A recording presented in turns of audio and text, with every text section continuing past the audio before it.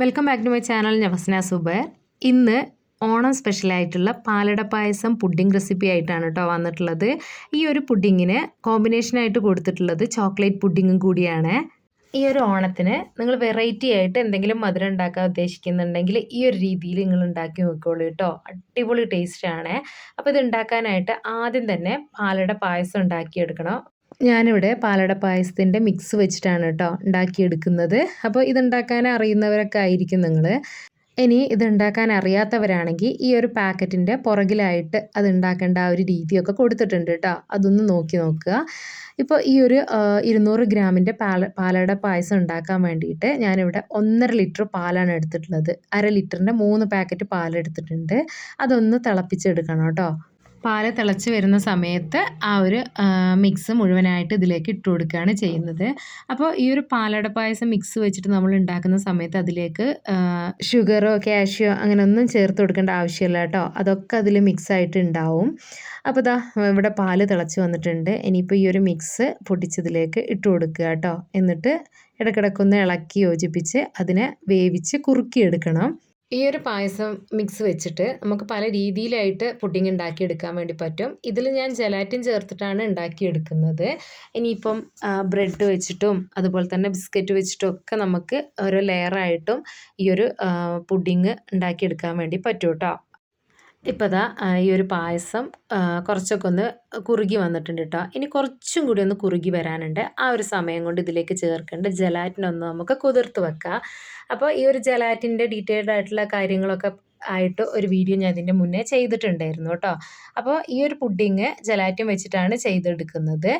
അതിന് വേണ്ടിയിട്ട് ഞാനിവിടെ 1.5 ടേബിൾ സ്പൂണ് ജെലാറ്റിൻ എടുത്തിട്ടുണ്ട്. അപ്പോൾ ഈ ഒരു ജെലാറ്റിന് നമ്മൾ കുതിർത്ത് വെക്കേണ്ടത് തണുത്ത വെള്ളം വെച്ചിട്ടാണ് കേട്ടോ. നിങ്ങൾ ഫ്രിഡ്ജിൽ വെച്ച തണുത്ത വെള്ളം ഉണ്ടെങ്കിൽ ആ ഒരു വെള്ളം ഒഴിച്ചു കൊടുക്കുക. അപ്പോൾ ഞാനിവിടെ 1.5 ടേബിൾ സ്പൂൺ ജെലാറ്റിനാണ് എടുത്തിട്ടുള്ളത്. അതിലേക്ക് 1/4 കപ്പ് തണുത്ത വെള്ളം ഒഴിച്ചു കൊടുത്തിട്ടുണ്ട്. എന്നിട്ട് എല്ലാം കൂടി ഒന്ന് മിക്സ് ചെയ്ത് കൊടുക്കുക. അതിന് ശേഷം ഒരു 15 മുതൽ 30 മിനിറ്റോളം ഒന്ന് കുതിരാൻ വേണ്ടിയിട്ട് മാറ്റി വെക്കുക കേട്ടോ. ഇനി അത് കുതിർന്നിട്ട് വരട്ടെ. ആ ഒരു സമയം കൊണ്ട് ഇതാ നമ്മളെ പായസമൊക്കെ കുറുകി വന്നിട്ടുണ്ട്. ഇത്രയും മതി കേട്ടോ. ഈ ഒരു പരുവം മതി നമുക്ക് പുഡിംഗ് ഉണ്ടാക്കാൻ വേണ്ടിയിട്ടല്ലേ. ഇനി ഇതിലേക്ക് ഞാൻ ഒരു 2 ടേബിൾ സ്പൂണോളം ബട്ടർ ചേർത്ത് കൊടുത്തിട്ടുണ്ട്. അപ്പോൾ ഈ ഒരു സമയത്ത് നിങ്ങൾ നെയ്യാണ് ചേർക്കുന്നതെങ്കിൽ പുഡിംഗ് ഉണ്ടാക്കാൻ വേണ്ടി എടുക്കുന്ന സമയത്ത് ബട്ടർ ചേർത്ത് കൊടുക്കുന്നതാണ് കേട്ടോ നല്ലത്. അപ്പോൾ 2 ടേബിൾ സ്പൂണ് ബട്ടർ ചേർത്ത് കൊടുത്തിട്ടുണ്ട്. ഇനിയിപ്പോൾ ഇതാ ഒരു 20 മിനിറ്റ് കഴിഞ്ഞിട്ടുണ്ട്. ആ ഒരു സമയത്ത് ഇതാ ജെലാറ്റിനൊക്കെ ഒന്ന് കുതിർന്ന് വന്നിട്ടുണ്ട്. ഇനി ചൂടായിട്ടുള്ള ആ ഒരു പായസത്തിലേക്ക് ആ ഒരു പായസം മിക്സിലേക്ക് കുതിർന്ന് വന്നിട്ടുള്ള ആ ഒരു ജെലാറ്റിൻ ഉണ്ടല്ലോ അത് ചേർത്ത് കൊടുക്കുന്നുണ്ട് കേട്ടോ. അപ്പം ജെലാറ്റിന് ഈ ഒരു രീതിയിൽ നമുക്ക് ചേർത്ത് കൊടുക്കുക. ഇനിയിപ്പോൾ ഡബിൾ ബോയിലിംഗ് മെത്തേഡിൽ മെൽറ്റ് ചെയ്തിട്ട് ആ ഒരു രീതിയിലും ചേർത്ത് കൊടുക്കാവുന്നതാണ് കേട്ടോ. അപ്പോൾ ഈ ഒരു രീതിയിലാവുമ്പം പാലിൻ്റെ ആ ഒരു ചൂടിൽ കിടന്നിട്ട് അത് മെൽറ്റ് ആയിക്കോളും. ഇനിയിപ്പോൾ ഇതാ നമ്മൾ ഫ്ലെയിം ഓഫ് ചെയ്തിട്ടുണ്ട് കേട്ടോ. ഇനി ഈ ഒരു സിലിക്കോണിൻ്റെ മോൾഡിലാണ് പുഡിങ് സെറ്റ് ചെയ്തെടുക്കുന്നത്. അപ്പോൾ ഇതാ ആ ഒരു സിലിക്കോണിൻ്റെ മോൾഡ് എടുത്തിട്ടുണ്ട്. അതിലേക്ക് ആദ്യത്തെ ലെയറായിട്ടുള്ള പായസം മിക്സ് നമ്മൾ ഇതിലേക്ക് ഒഴിച്ചു കൊടുക്കുന്നുണ്ട് കേട്ടോ. നമ്മൾ കേക്ക് മോഡലിലുള്ള പുഡിങ് സെറ്റ് ചെയ്തെടുക്കുകയാണെങ്കിൽ സിലിക്കോൺ മോൾഡിൽ ചെയ്തെടുക്കുന്നതാണ് കേട്ടോ ഏറ്റവും നല്ലത്. അതിലാവുമ്പോൾ നമുക്ക് ആ ഒരു കറക്റ്റ് പെർഫെക്റ്റ് ആയിട്ട് തന്നെ നമുക്ക് കിട്ടും കേട്ടോ. ആ ഒരു പെർഫെക്റ്റ് ഷേപ്പ് തന്നെ നമുക്ക് കിട്ടുമേ. ഇനിയിപ്പോൾ ഇതാ ഈ ഒരു പുഡിങ് പായസത്തിൻ്റെ ആ ഒരു പുഡിങ് റെഡി ആയിട്ടുണ്ട്. നമുക്ക് ഫസ്റ്റ് ലെയർ സെറ്റ് ചെയ്യാൻ വേണ്ടിയിട്ട് ഈ ഒരു മോൾഡിലേക്ക് ഒഴിച്ചു കൊടുക്കുക കേട്ടോ.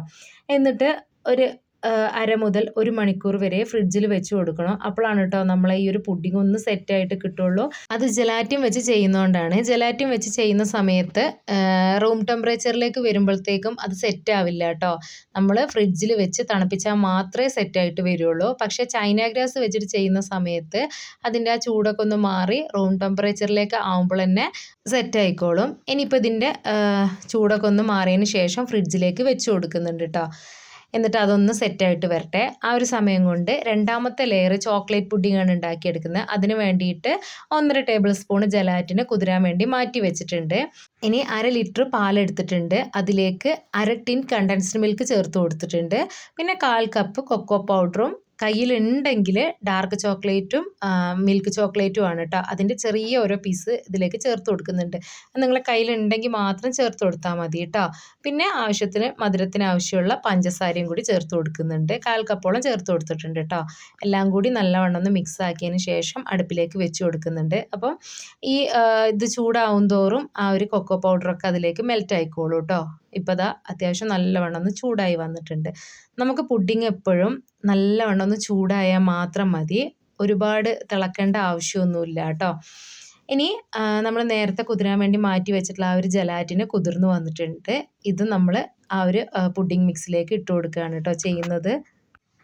അപ്പം നിങ്ങൾ ഡബിൾ ബോയിലിംഗ് മെത്തേഡിൽ മെൽറ്റ് ചെയ്ത് എടുത്തിട്ട് ചേർത്ത് കൊടുക്കുകയാണെങ്കിൽ അങ്ങനെ ചേർത്ത് കൊടുത്താലും മതി കേട്ടോ. ഇപ്പോൾ ദാ ഈ ഒരു പുഡിംഗ് മിക്സിലേക്ക് ജലാറ്റിൻ ചേർത്ത് കൊടുത്തിട്ടുണ്ട്. ഇനി നല്ലവണ്ണം ഒന്ന് മിക്സ് ആക്കി കൊടുക്കുക. ആ ഒരു ചൂടിൽ അത് മെൽറ്റ് ആയിക്കോളൂ കേട്ടോ.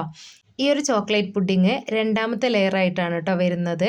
അപ്പം നമ്മൾ ഈ ഒരു പുഡിങ് ഉണ്ടാക്കിയിട്ട് ഇതിൻ്റെ ചൂടൊക്കെ ഒന്ന് നല്ലോണം മാറിയതിന് ശേഷമാണ് ആദ്യത്തെ പുഡിങ്ങിൻ്റെ മുകളിലായിട്ട് നമ്മൾ ഒഴിച്ചു കൊടുക്കാൻ വേണ്ടി പാടുള്ളൂ കേട്ടോ. ഇപ്പോൾ ഇതാ നമ്മൾ ആദ്യത്തെ ലെയർ പുഡിങ്ങില്ലേ, പായസം പുഡിങ്, അത് റെഡി ആയിട്ടുണ്ട് കേട്ടോ. ഒന്ന് സെറ്റായി വന്നിട്ടുണ്ട്. ഇനി ഇതിൻ്റെ മുകളിലായിട്ട് ഒരു ടൂത്ത് പിക്ക് വെച്ചിട്ട് ചെറിയ ചെറിയ ഹോളൊന്ന് ഇട്ട് കൊടുക്കുന്നുണ്ട് കേട്ടോ. അത് നമ്മൾ രണ്ടാമത്തെ ലെയർ ഇതിൻ്റെ മുകളിലായിട്ട് ഒഴിച്ചു കൊടുക്കുന്ന സമയത്ത് രണ്ടും കൂടിയും സെറ്റായിട്ട് വരാൻ വേണ്ടിയിട്ടാണ്. അപ്പോൾ ദാ ആ ഒരു ചോക്ലേറ്റ് പുഡിങ്ങിൻ്റെ ആ ഒരു ചൂടൊക്കെ ഒന്ന് മാറിയിട്ടുണ്ട്. ഇനി നമുക്ക് ഇതിൻ്റെ മുകളിലായിട്ട് ഒഴിച്ചു കൊടുക്കാം കേട്ടോ. അപ്പം ഞാൻ നേരത്തെ പറഞ്ഞ പോലെ തന്നെ ചൂടൊക്കെ അത്യാവശ്യം നല്ലവണ്ണം മാറിയതിന് ശേഷം മാത്രം ആദ്യത്തെ ലെയറിൻ്റെ മുകളിലായിട്ട് രണ്ടാമത്തെ ലെയർ പുഡിങ് ഒഴിച്ചു കൊടുക്കാൻ വേണ്ടി പാടുള്ളൂ കേട്ടോ. ഇനിയിപ്പോൾ ഇതാ അതിൻ്റെ മുകളിലായിട്ട് വരുന്നവരെ ഒഴിച്ചു കൊടുത്തിട്ടുണ്ട്. അപ്പോൾ ഈ ഒരു സിലിക്കോൺ മോൾഡിൻ്റെ താഴെ ഭാഗത്ത് ഞാനൊരു പ്ലേറ്റ് വെച്ച് കൊടുത്തിട്ടുണ്ട് കേട്ടോ. അതെപ്പോഴും നിങ്ങൾ വെച്ച് കൊടുക്കണം. അല്ലെങ്കിൽ നമ്മൾ പുഡിങ്ങിൻ്റെ ആ ഒരു സിലിക്കോൺ മോൾഡ് എടുക്കുന്ന സമയത്ത് അത് ആ ഒരു പുഡിങ്ങൊക്കെ ഡാമേജ് ആവാൻ വേണ്ടിയിട്ട് സാധ്യത ഉണ്ട് കേട്ടോ. അതുകൊണ്ട് എപ്പോഴും അതിൻ്റെ താഴെയായിട്ട് ഒരു പ്ലേറ്റ് നിങ്ങൾ മറക്കാതെ വെച്ച് കൊടുക്കണം കേട്ടോ. ഇത് പിറ്റേ ദിവസമാണ്. അപ്പോൾ നമ്മൾ പുഡിങ് എപ്പോഴും ഉണ്ടാക്കിയിട്ട് പിറ്റേ ദിവസം എടുക്കാൻ വേണ്ടിയിട്ട് നോക്കുക കേട്ടോ. അങ്ങനെയാണെങ്കിൽ പുഡിങ് നല്ല പെർഫെക്റ്റ് ആയിട്ട് തന്നെ നമുക്ക് കിട്ടുക. ഇനി ഈ ഒരു പുഡിങ് നമുക്ക് ഡിമോൾഡ് ചെയ്തെടുക്കുക. അതിന് മുന്നേ ആയിട്ട് കുറച്ച് ചൂടുവെള്ളം ഒരു പാത്രത്തിൽ എടുത്തിട്ട് അതിലേക്ക് ഈ ഒരു സിലിക്കോൺ മോൾഡ് ഒരു സെക്കൻഡ് നേരം ഒന്ന് ഡിപ്പ് ചെയ്തെടുക്കുക കേട്ടോ.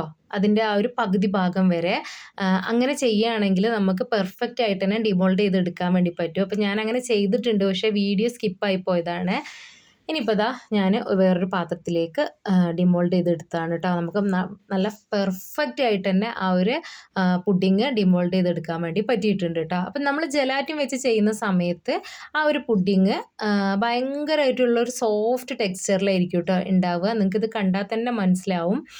നമ്മളിങ്ങനെ തട്ടുന്ന സമയത്ത് അത് അങ്ങോട്ടും ഇങ്ങോട്ടും ഇങ്ങനെ ഇളകിയിട്ടുള്ള ആ ഒരു ടെക്സ്ചറിലായിരിക്കും കേട്ടോ ജലാറ്റിൻ വെച്ചിട്ട് ചെയ്യുമ്പോൾ ഉണ്ടാവുക. അപ്പോൾ എപ്പോഴും നമ്മൾ ഈ ഒരു കേക്ക് മോഡലിൽ പുഡിങ് ഉണ്ടാക്കുന്ന സമയത്ത് ജലാറ്റിൻ വെച്ച് ചെയ്യുന്നത് തന്നെ ആയിരിക്കും കേട്ടോ നല്ലത്.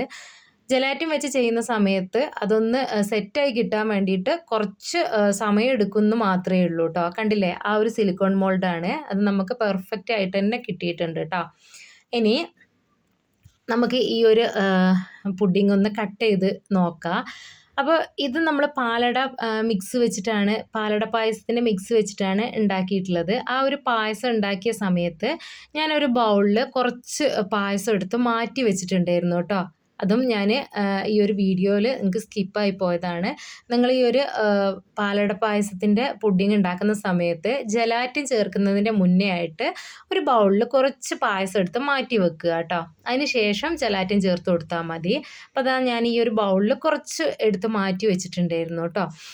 ഇനി നിങ്ങൾക്ക് ഈ ഒരു സമയത്ത് വേണമെന്നുണ്ടെങ്കിൽ ഇതിൻ്റെ മുകളിലായിട്ട് ആ ഒരു പായസം ഒഴിച്ചു കൊടുക്കുക മുഴുവനായിട്ട്, അല്ലെങ്കിൽ സെർവ് ചെയ്യുന്ന സമയത്ത് അതിൻ്റെ മുകളിലായിട്ട് ഒഴിച്ചു കൊടുത്താൽ മതി കേട്ടോ. അപ്പം ഞാനിതാ ഇതൊന്ന് കട്ട് ചെയ്തെടുക്കുന്നുണ്ട്. എന്നിട്ട് അത് സെർവ് ചെയ്യുന്ന സമയത്താണ് കേട്ടോ അതിൻ്റെ മുകളിലായിട്ട് ആ ഒരു പായസം ഒഴിച്ചു കൊടുക്കുന്നത്.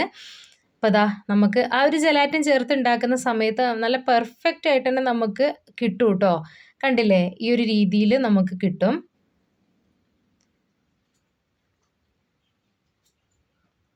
നല്ല അടിപൊളിയായിട്ട് ടേസ്റ്റിലുള്ള ഒരു പുഡിങ്ങാണ് കേട്ടോ ഇത്.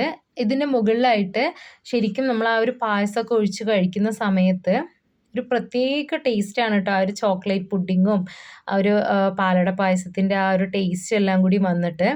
ഇപ്പോൾ ഇതാ നമ്മളൊരു പീസ് കട്ട് ചെയ്തെടുത്തിട്ടുണ്ട്. ഇനി അതിൻ്റെ മുകളിലായിട്ട് നേരത്തെ മാറ്റി വെച്ചിട്ടുള്ള ആ ഒരു പായസം ഉണ്ടല്ലോ, പാലട പായസം, അത് അതിൻ്റെ മുകളിലായിട്ട് ഒഴിച്ചു കൊടുക്കുക കേട്ടോ.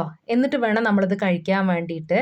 അപ്പോൾ ഈ ഒരു പുഡിങ് നമുക്ക് സേമിയ പായസം വെച്ചിട്ടും ഒക്കെ ഉണ്ടാക്കിയെടുക്കാൻ വേണ്ടി പറ്റും കേട്ടോ. പാലട പായസം വെച്ചിട്ട് മാത്രമല്ല.